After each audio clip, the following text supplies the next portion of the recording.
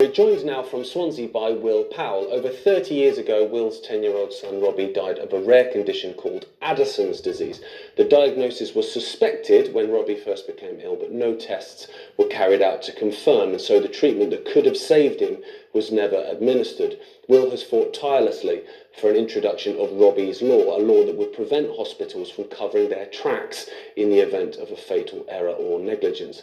The absence of a legal duty of candour was highlighted by Will in the UK courts and the European Court of Human Rights between 1996 and 2000. Now, the European Court of Human Rights ruled that as the law stands now, however, doctors have no duty to give parents of a child who died as a result of their negligence a truthful account of the circumstances of the death, nor even to refrain from deliberately falsifying records. That is truly extraordinary. Will, thank you so much for joining us. Can we start at the beginning? What symptoms was Robbie showing, and what was the timeline of the events that when he first became unwell? Well, Robert became unwell in December of 1989, and he was rushed into Morrison Hospital by the GP. The child was critically ill. He had vomiting, abdominal pain.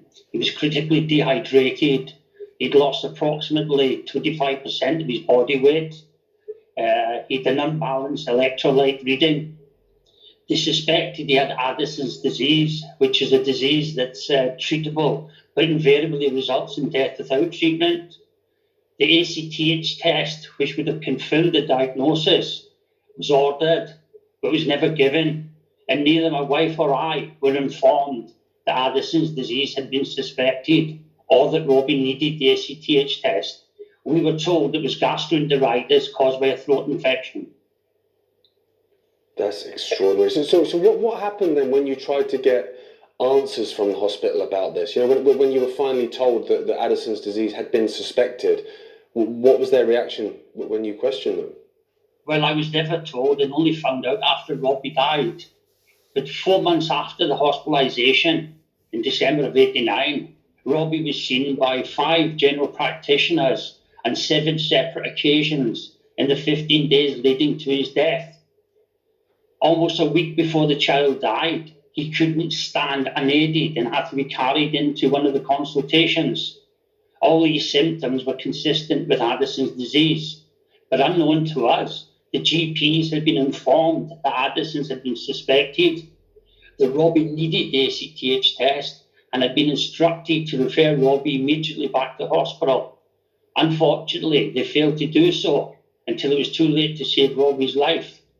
On the day of his death, he was seen by a GP on 2 occasions. On the first occasion, he had fainted, had regained consciousness, had dilated pupils and central cyanosis, blue lips. She refused hospital admission, and on the second visit, after we called her out again, she refused an ambulance. As we arrived at Morrison Hospital, which is 12 miles from where we live and approximately 30 minutes away, Robbie took his last conscious breath and died. They refused an ambulance? Yes, the GP on the 7th consultation refused an ambulance.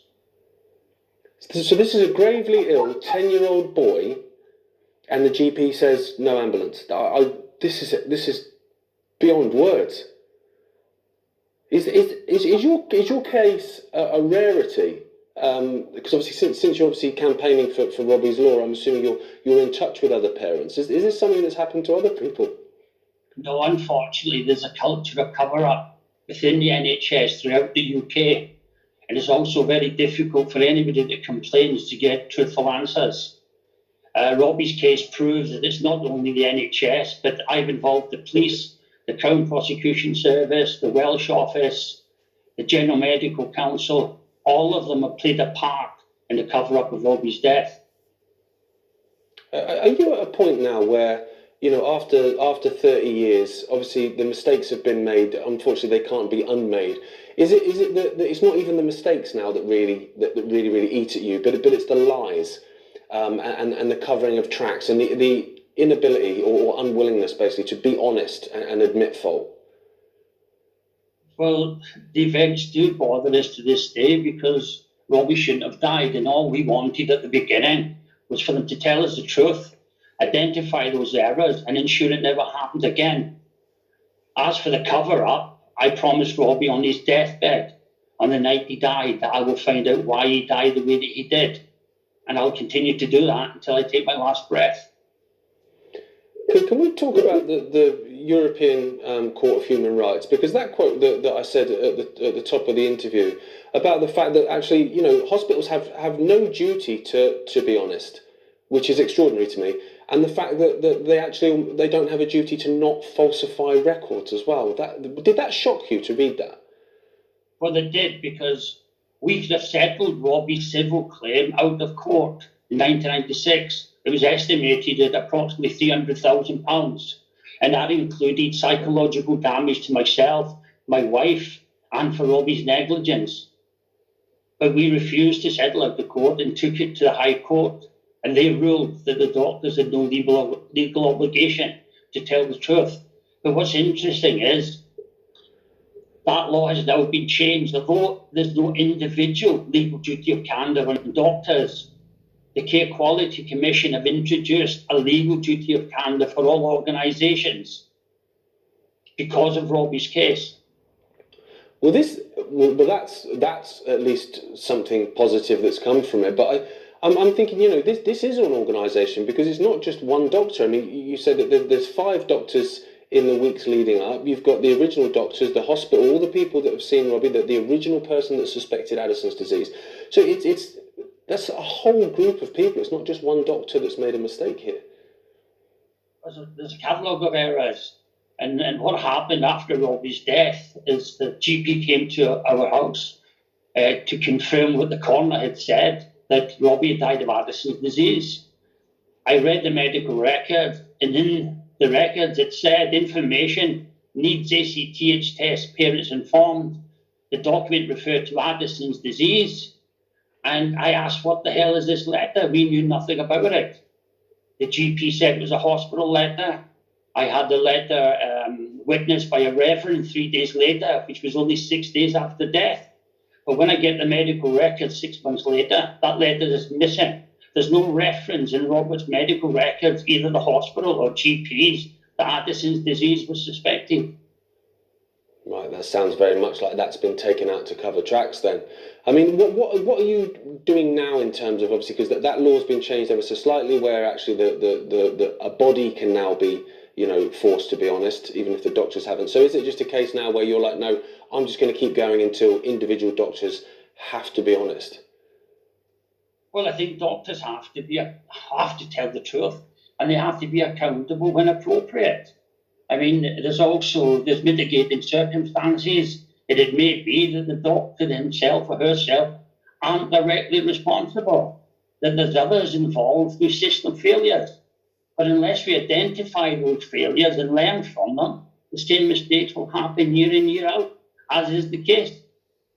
Absolutely. Well, hopefully Robbie's law can come to be, and we can actually start to have some honesty, because especially even with the last couple of years, with the whole COVID era and people dying in care homes, the do not resuscitate orders, lots of relatives saying, well, hang on a minute, this was put on the death certificate when actually they didn't die of that. So there's a lot of questions about the honesty of lots of care kind of organisations all over the world, but particularly the NHS as well. So I really do hope that this will make a difference. Well, I'd like to tell you also that in 1994, I referred Robbie's case to David Powell's police, and we provided them with irrefutable evidence that the doctors had lied and falsified medical records after Robbie's death. 2 investigations took place between 1994 and 2000. It was claimed that there was no evidence of criminality against the doctors who, incidentally, that police force retained as police surgeons, so there was a conflict of interest. I eventually had an independent police inquiry by the late DCI Poole, who set out 35 criminal charges against 5 GPs and their secretary. In 2003, the CPS accepted there was sufficient evidence to prosecute 2 GPs and a secretary for forgery and perverting the course of justice, but claimed that because of the passage of time, which was caused by a decade of cover-ups, which included the police and the CPS, the doctors would not be prosecuted. That's extraordinary. So basically it's a case of, well, I've only got to cover it up for 10 years then. As long as I've covered up for 10 years, then that's fine. It will get thrown out. It's madness. But what's interesting, Gareth, there's no statute of limitation on crimes. So they could have prosecuted, but what's interesting is I complained about the CPS's failure in Robbie's case and against David Powell's police. Now, David Powell's police were found institutionally incompetent in relation to the investigation into Robbie's death. The CPS covered up the complaint. And in 2003, I was told by the former Director of Public Prosecutions that I should go away and any further correspondence that he receives in relation to my complaints will be filed without response. Now, 10 years later, my former MP has an adjournment debate in the House of Commons that exposes the failures of the Crown Prosecution Service. As a consequence of that, I had a 7-hour meeting with the CPS in May of 2014. Subsequent to that, the then Director Alison Saunders set up a legal review of Robbie's case. So from being told in 2003 to go away, I'm now having a legal review. That legal review took 7 years. I had the result of that in October 2021.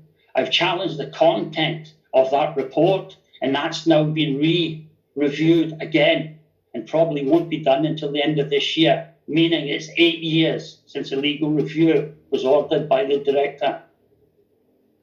It would be great, Will, if you wouldn't mind coming on, at the end of this year to talk about that and the results of that review. If you'd be willing.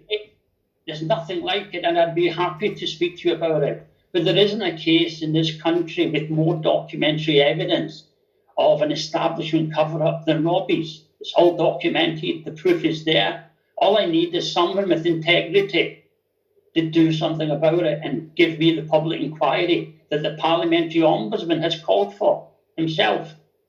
Exactly. I honestly hope you get it, and I hope that it creates, a tidal wave of cases like this. Because as you said, you're not going to be the only person, and it would be fitting if Robbie was remembered as being someone whose case kind of just brought the whole house of cards down. That would be fitting, I think. Yeah, and thank you very much, though. I really appreciate that comment. No, thank you. And thank you so much for talking to us, Will, and sharing your story. We really appreciate it. Okay, thank you, Gareth. Thank you.